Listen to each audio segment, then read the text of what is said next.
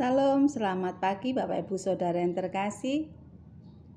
Bertemu lagi dalam acara Mimbar Gemar Online. Saya akan berbagi berkat firman Tuhan yang saya peroleh hari ini dari jadwal pembacaan di dalam Yohanes pasal 12. Saya akan bacakan mulai ayat 24. Demikian, Tuhan Yesus katakan, "Aku berkata kepadamu, sesungguhnya jikalau biji gandum tidak jatuh ke dalam tanah dan mati, ia tetap satu biji saja, tetapi jika ia mati, ia akan menghasilkan banyak buah. Barang siapa mencintai nyawanya, ia akan kehilangan nyawanya. Tetapi barang siapa tidak mencintai nyawanya di dunia ini, ia akan memeliharanya untuk hidup yang kekal. Barang siapa melayani aku, ia harus mengikut aku, dan di mana aku berada, di situ pun pelayanku akan berada. Barang siapa melayani aku, ia akan dihormati Bapa." Bapak Ibu Saudara yang terkasih, dari yang kita baca, Tuhan Yesus menyatakan tujuan Tuhan Yesus datang ke dunia ini. Ia diutus oleh Bapa untuk menjadi juru selamat bagi manusia yang telah jatuh ke dalam dosa. Tuhan Yesus mengumpamakan dirinya sebagai biji gandum. Jika biji gandum itu tidak jatuh ke tanah dan dikubur, biji gandum itu tidak akan menghasilkan banyak buah. Demikian Tuhan Yesus. Jika Tuhan Yesus menolak melakukan kehendak Bapa untuk mati di atas kayu salib, maka tidak akan ada keselamatan, tidak ada penebusan dosa bagi kita semua.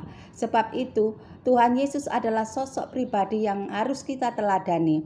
Tuhan Yesus menjadi juru selamat bagi kita semua. Dia mematikan keinginannya sendiri. Dikatakan barang siapa, dalam ayat 25, barang siapa mencintai nyawanya, ia akan kehilangan nyawanya. Tuhan Yesus tidak mencintai nyawanya sendiri. Dia menyerahkan nyawanya untuk menebus dosa kita.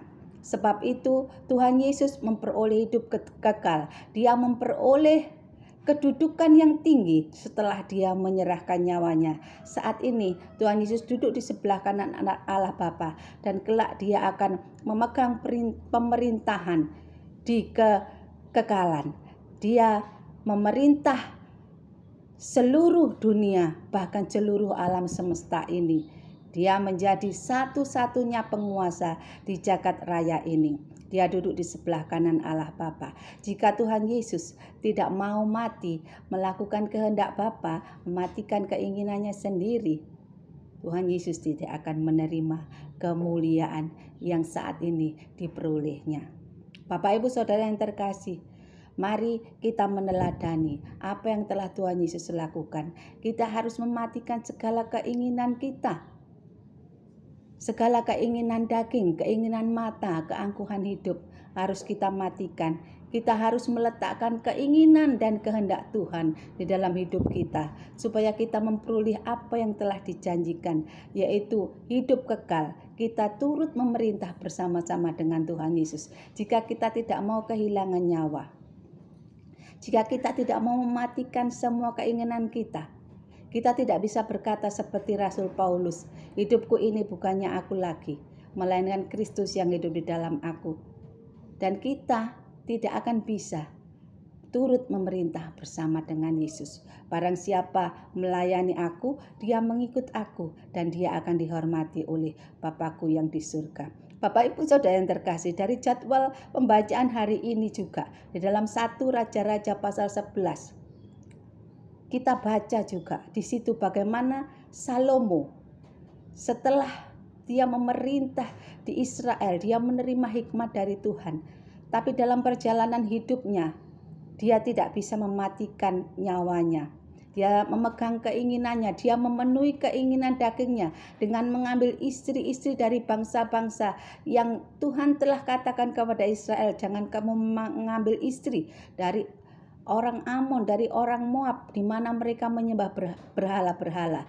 Karena Salomo tidak mematikan nyawanya, dia tidak mau kehilangan nyawanya, melainkan dia memegang mencintai nyawanya, yaitu memenuhi keinginan matanya, keinginan dagingnya dengan mengambil istri-istri dari bangsa-bangsa lain, sehingga menyeret hidupnya.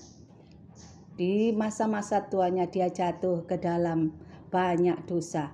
Bahkan dia ikut menyembah berhala-berhala yang dibenci oleh Tuhan, sehingga akibat perbuatannya di mana dia tidak bisa mematikan kedagingannya, dia pada akhirnya anaknya, keturunannya tidak bisa selama-lamanya memerintah kerajaan Israel. Pada akhirnya Israel terpecah dan keturunan Salomo, Rehabeam, hanya memegang sedikit daerah saja, yaitu di Yehuda. Karena dosa memenuhi keinginan daging yang membuat Salomo tidak bisa memegang apa yang diperintahkan oleh Allah supaya hidup menurut jalan-jalannya seperti ayahnya Daud. Karena dia tidak bisa mematikan kedagingannya, dia memenuhi keinginan matanya, keinginan dagingnya serta keangkuhan hidupnya, sehingga menyebabkan perpecahan di dalam kerajaan Salomo, di mana anak Salomo hanya memerintah sebagian kecil dari kerajaan Israel saja. Mari Bapak Ibu Saudara, dari contoh ini, di mana saya memberikan contoh Tuhan Yesus. Yesus yang adalah saat itu sebagai manusia biasa, dia mematikan nyawanya, dia menyerahkan nyawanya, yaitu artinya dia mematikan keinginannya sendiri dan menggantikan keinginan Bapa dan melakukan kehendak Bapa, sehingga dia pada akhirnya memperoleh nyawanya, yaitu memperoleh kehidupan selama-lamanya. Bahkan dia menjadi penguasa jagat raya ini, memegang pemerintahan kekal di surga dan di bumi. Sedangkan saya memperhadapkan Salomo, di mana dia adalah seorang raja besar yang pada awalnya takut akan Allah, tetapi dalam perjalanan hidupnya dia tidak mau kehilangan nyawanya.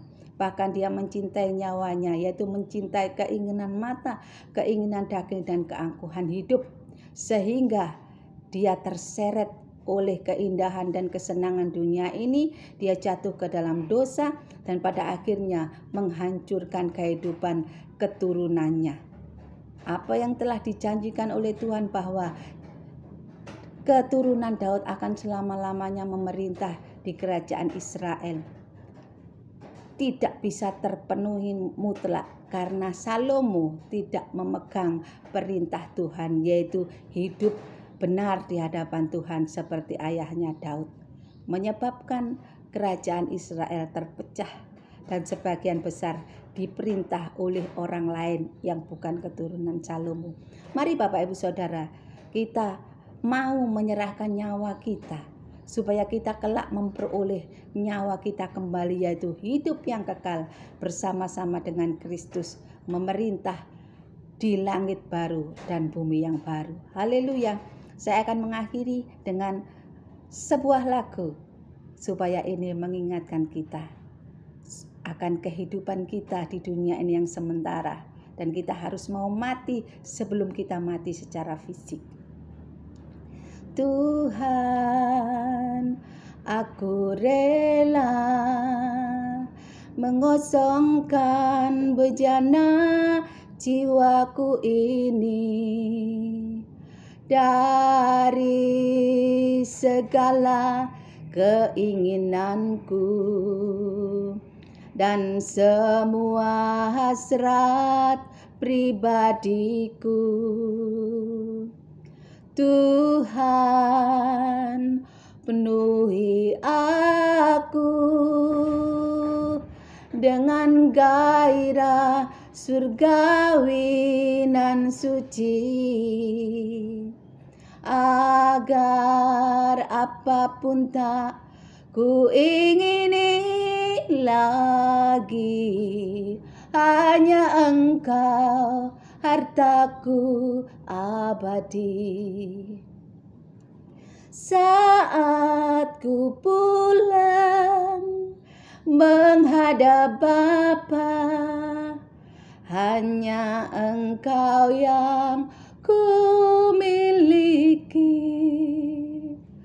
Kerinduan hatiku, kehausan jiwaku, dapat ku memandang wajah-Mu. saat ku pulang menghadap Bapa. Hanya Engkau yang ku miliki, kerinduan hatiku, kehausan jiwaku, dapat ku memandang wajah-Mu. Mari kita berdoa.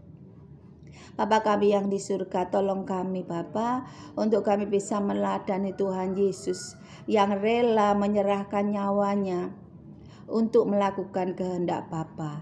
Dia tidak melakukan memenuhi keinginannya sendiri, melainkan dia menaruh kehendak dan keinginan Bapa di dalam kehidupannya.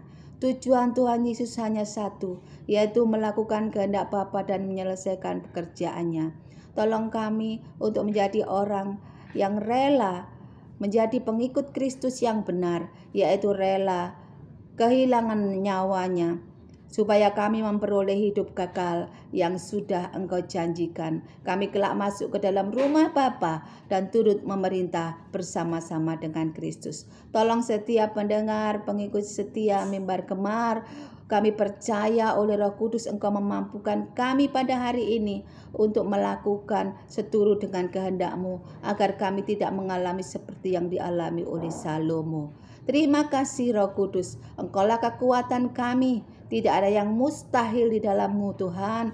Sebab Roh Kudus yang hidup itu selalu menyertai kami selama-lamanya, yang memberi kami kemampuan untuk kami hidup seturut kehendak Tuhan. Di dalam nama Tuhan Yesus kami mengucap syukur dan kami sambut hari ini dengan penuh sukacita. Haleluya. Amin. Selamat beraktivitas. Tuhan Yesus memberkati. Amin.